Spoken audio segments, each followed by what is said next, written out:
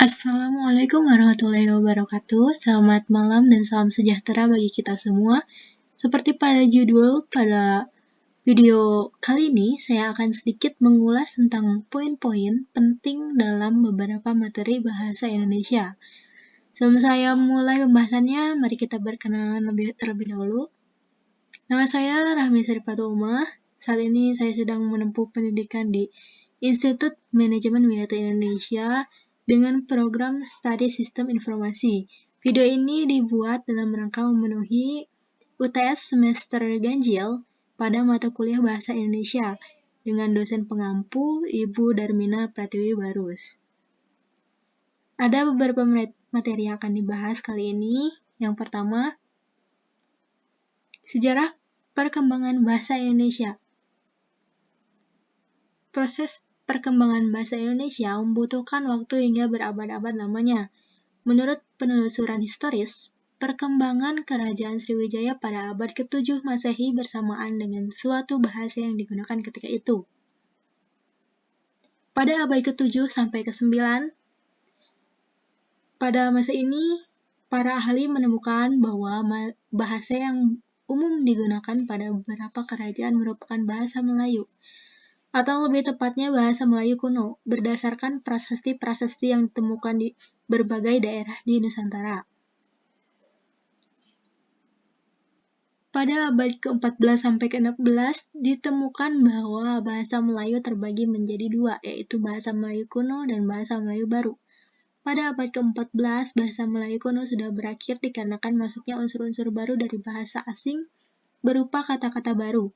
Saat itu merupakan masa pergantian aksara Palawa ke aksara Arab Melayu, yang merupakan ciri bahasa Melayu baru. Pada abad ke-15 Masehi, orang Melayu mulai mengenal jenis karya sastra lain, seperti syair dan seloka.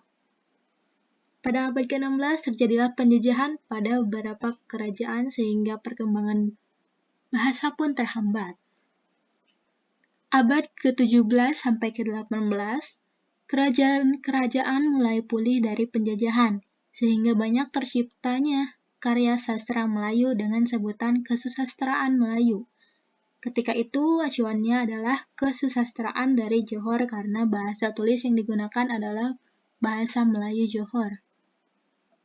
Pada abad ke-19, Nusantara terbagi menjadi dua wilayah kekuasaan para penjajah. Ini menyebabkan terpolarisasinya perkembangan bahasa Melayu dalam dua wilayah kekuasaan yang berbeda. Satu berkembang di Semenanjung Malaya, dengan pusat budayanya di Johor. Perkembangan pada wilayah ini dipelopori oleh Abdullah bin Abdul Qadir Munsyi, sedangkan yang satu lagi berpusat di Riau atau dengan sebutan Riau Lingga. Perkembangannya dipelopori oleh Raja Ali Haji. Berkat beliau, bahasa di kawasan ini disebut bahasa Melayu tinggi, sehingga dijadikan acuan untuk bahasa Melayu di wilayah yang lebih luas di Nusantara, juga menjadi dasar bahasa Indonesia. Awal abad ke-20 tercatat sebagai masa percepatan perkembangan dan peralihan bahasa Melayu menjadi bahasa Indonesia, karena adanya dinamika pergerakan politik yang dilandasi oleh hasrat yang kuat untuk merdeka. Bahasa Melayu dengan segala ciri yang membuatnya layak dijadikan sebagai bahasa persatuan dalam berbangsa itulah yang mendorong para pemuda yang bersemangat kebangsaan itu menjadikan dan menyebut bahasa Melayu sebagai bahasa Indonesia sejak Kongres Pemuda I pada tanggal 2 Mei 1926, yang kemudian dinyatakan sebagai bahasa persatuan bagi bangsa Indonesia pada peristiwa bersejarah yaitu Sumpah Pemuda, pada tanggal 28 Oktober 1928. Pada abad ke-21, terdapat 3 peristiwa penting. Pertama, Kongres Bahasa Indonesia ke-7 berlangsung di Jakarta pada tanggal 14 sampai 17 Oktober 2003, menekankan agar adanya peningkatan kesadaran warga dalam penggunaan bahasa Indonesia yang baik dan benar. Peristiwa kedua adalah Kongres Bahasa Indonesia ke-9 yang diselenggarakan di Jakarta pada tanggal 28 Oktober sampai 1 November 2008. Membahas pengajaran bahasa Indonesia bagi orang asing dan pemantapan penggunaan bahasa Indonesia di media massa elektronik dan cetak. Kemudian diselenggarakan Kongres Bahasa Indonesia ke-10 di Hotel Grand Sahid Jaya, Jakarta pada tanggal 28 sampai 31 Oktober 2013, yang intinya harapan agar pemerintah benar-benar berperan pada kegiatan penelitian dalam peningkatan dan pemantapan bahasa Indonesia, sehingga bahasa Indonesia dapat menjadi jati diri bangsa yang mantap pula di kancah aneka bangsa. Selanjutnya, bab 2, ejaan yang disempurnakan. Ada beberapa ejaan yang pernah berlaku di Indonesia sebelum adanya ejaan yang disempurnakan. Yang pertama adalah ejaan Van Overijssel. Pada tahun 1901, ditetapkan ejaan bahasa Melayu dengan huruf Latin yang disebut dengan ejaan Van Overijssel. Van Overijssel merancang ejaan tersebut dibantu oleh Engku Namawi dan Engku Ibrahim.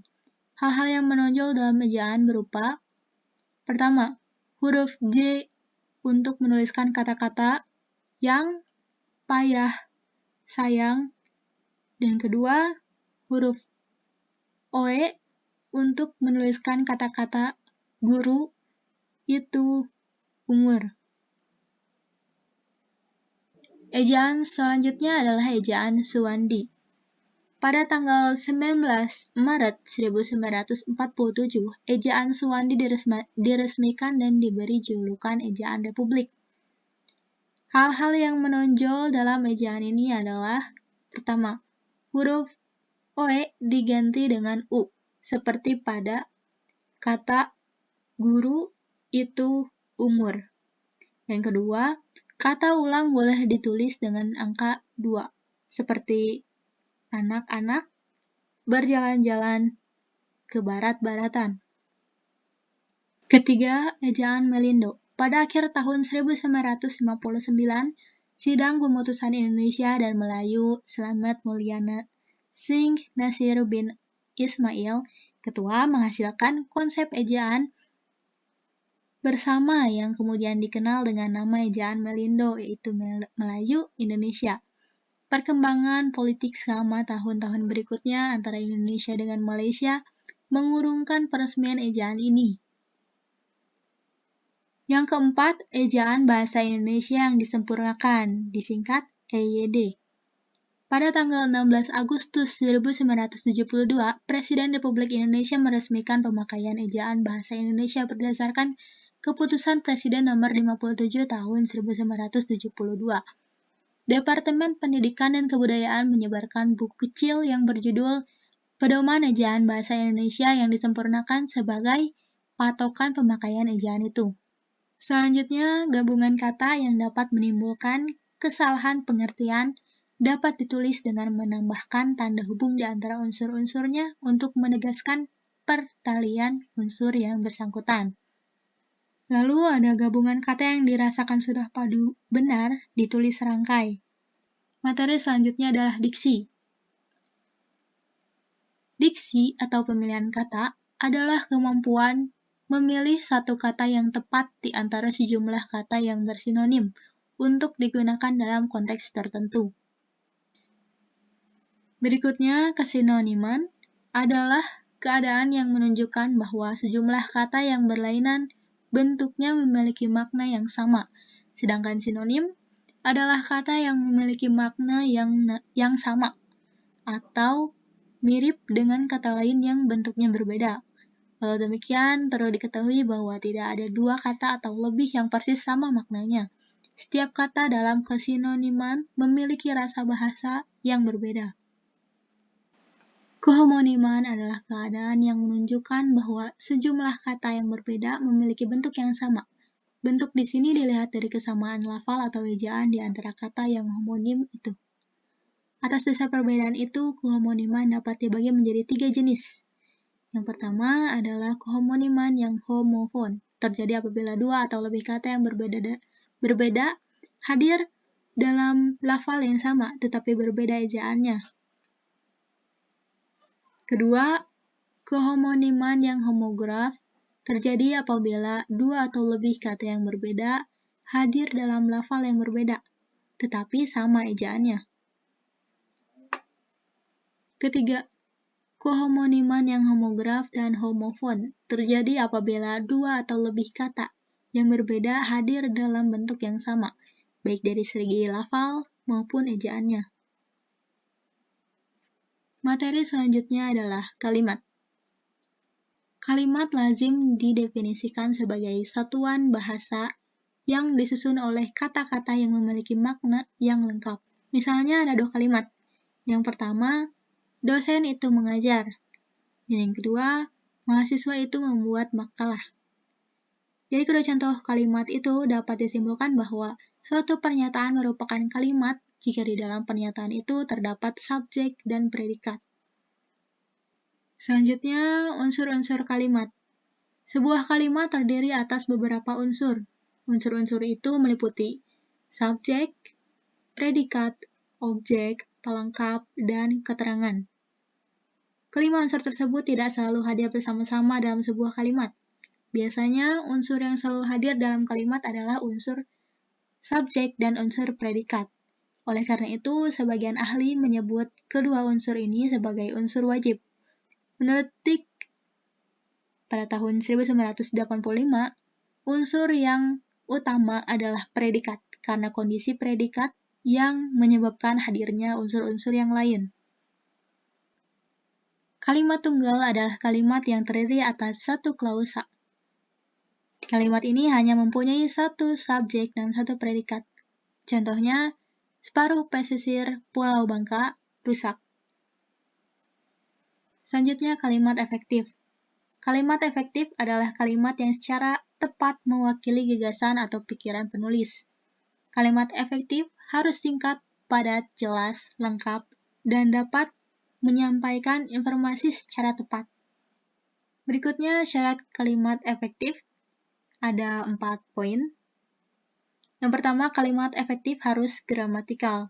Kalimat efektif harus memiliki struktur yang benar. Setiap kalimat yang dibuat harus jelas unsur-unsur gramatikalnya.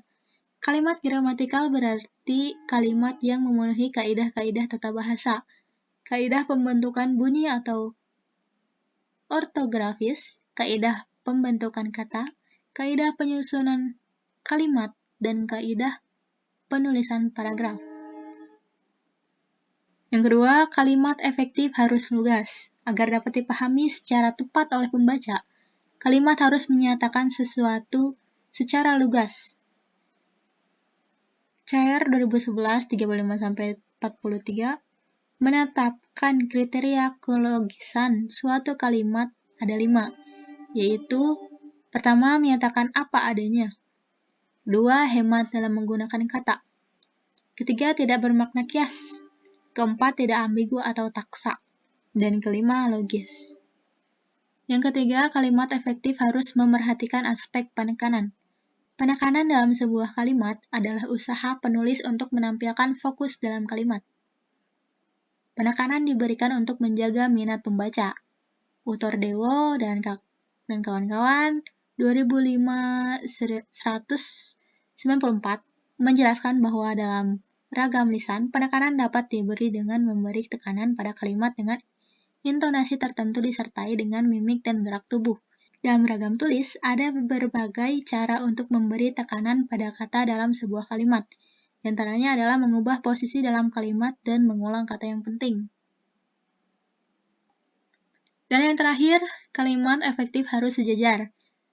Kesejajaran adalah perincian beberapa unsur yang sama penting dan sama fungsinya secara berurutan dalam kalimat. Misalnya, bila sebuah ide atau gagasan dalam sebuah kalimat dinyatakan dengan kata kerja aktif, ide atau gagasan lain yang sederajat harus dengan kata kerja aktif juga. Kesejajaran ini penting untuk menjaga pemahaman dan fokus pembaca. Oleh karena itu, kalimat efektif harus sejajar dalam hal bentuk dan makna. Sekian yang dapat saya sampaikan, semoga bermanfaat dan sampai jumpa di lain kesempatan. Wassalamualaikum warahmatullahi wabarakatuh.